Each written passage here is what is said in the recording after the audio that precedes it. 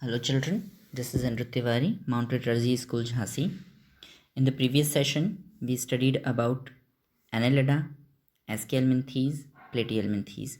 In today's session, we are going to talk about phylum Arthropoda as we were discussing in the previous session. So in phylum Arthropoda, I must tell you certain things such as this is the largest phylum first of all. Most important thing is this is the largest phylum and it includes all the insects and they are found in gregarious number, that means a lot of number. They have organ system level organization as Annelida also had organ system level organization. They are triploblastic, they are coelomate, bilateral symmetry they have, and most important feature is they have chitinous exoskeleton. That means their exoskeleton and the body parts are made up of chitin. Body consists of a head, thorax, and abdomen. If you remember the diagram or any insect you must have seen, okay, that insect has few things which are most common. Okay, this is head, this is thorax, and this is abdomen. These are the three segments of their body. The body consists of head, thorax, and abdomen. They have jointed appendages, that means their feet and limbs are jointed.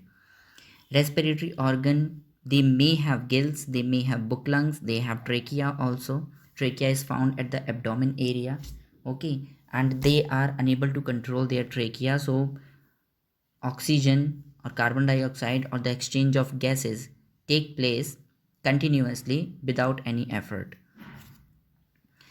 and they have open circulatory system. Next is excretion is through Malpighian tubules. They have sense organs like antenna, you must be knowing about, you must have seen so many times, and they have eyes also.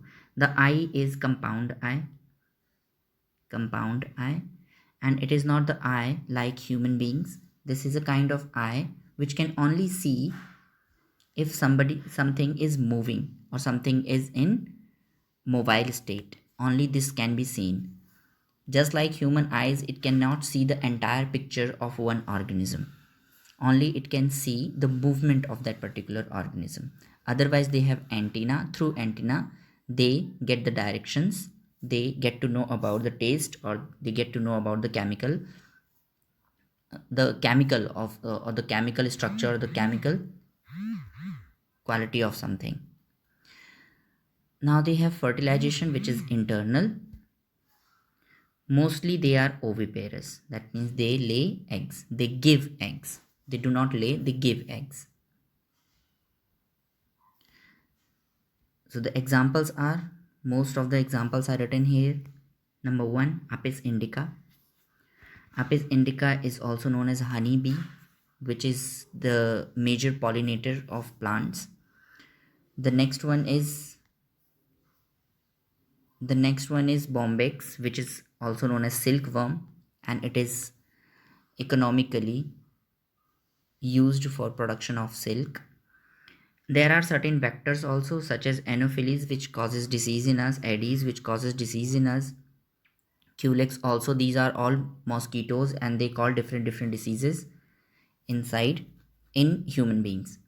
Living fossils such as king crab. King crab is a kind of living fossil which is still living on the planet Earth. Now the next department comes after Arthropoda is mollusca. Mollusca department includes both the animals, whether they are terrestrial or aquatic. They have organ level organization, bilateral symmetry, triploblastic, and coelomate. Everything is same as was in Arthropoda. Body is divided into head and a muscular foot and visceral hump. Body is divided into three segments: head, muscular foot, and visceral hump. Mostly they have unsegmented body and which is covered with calcareous shell. Shell is made up of calcium carbonate. You must have seen a snail. A snail is the organism of this particular department, phylum Mollusca. Next is they have feather-like gills which are present between the hump and the mantle, which is found in them. and these gills help in the respiration process in mollusks. Mouth contains file-like respiring organ, okay, for feeding, which is known as radula. Radula is the kind of organ which helps in feeding, and radula is found in snail also and in octopus also. That is why they both the organism, snail as well as octopus, they both are kept in this department, mollusca. Examples are such as pila and octopus. The next department is, and yes, one more thing, mollusca is the second largest phylum of kingdom Animalia, which is not written here. The next department is Echinodermata. Once Echinodermata and Mollusca, all the animals of Echinodermata were kept in Mollusca department only. But when the studies were going on, okay, and there are certain features which are completely different in Echinodermata. Though most of the features are common in Mollusca and Echinodermata, but there are certain features which differentiate Echinodermata from Mollusca. That is why now we have another organization, another phylum, Echinodermata. Echinodermata is the department which have skin which has spines all over the body, and they are mostly pentamerous. Pentamerous means like this. They are mostly pentamerous like this, such as a starfish.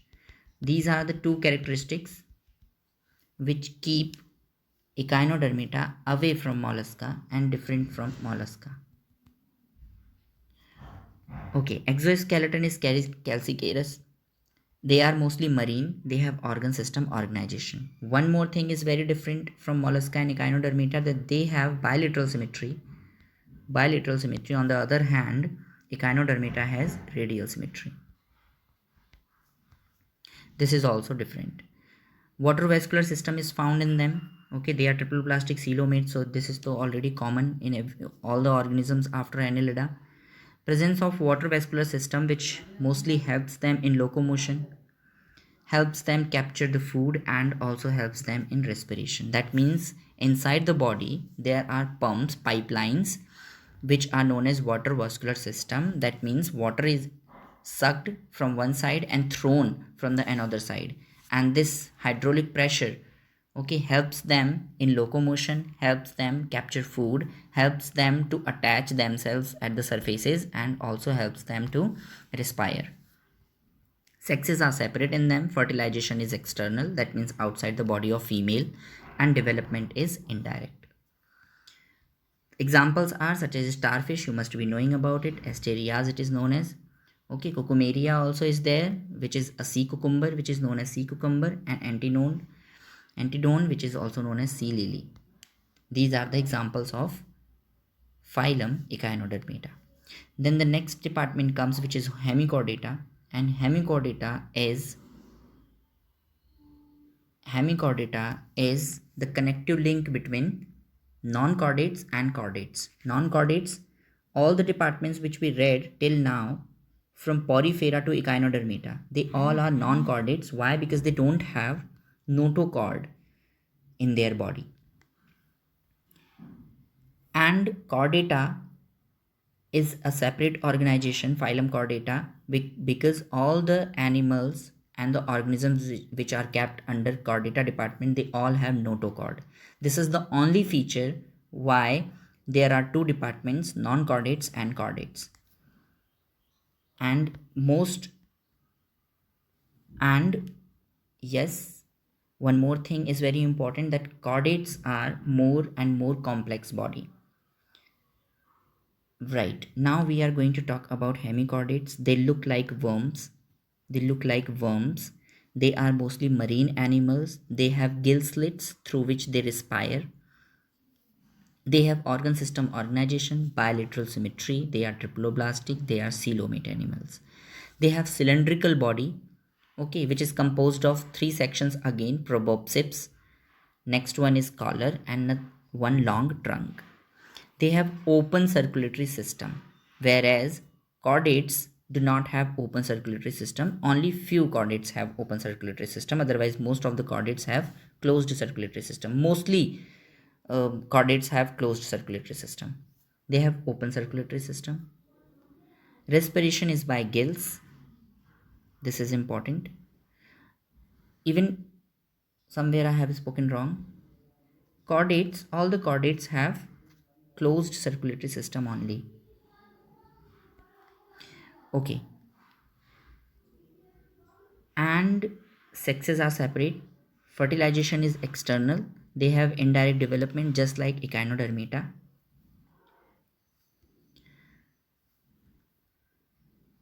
And the examples are Balanoglossus, Saccoglossus. These two are the examples of hemichordata. The next department is chordata, which we will be reading next time, but I must tell you certain features of chordata, such as they have notochord and have a hollow nerve cord at the dorsal side of the body and a pair pharyngeal gill slits. Dorsal side, that means hollow dorsal side nerve cord, such as our backbone. It is just like a backbone. And they have bilateral symmetry. They are triploblastic. They are coelomate. They have organ system level organization, closed circulatory system, ventral heart. Okay, and post anal tail is also present.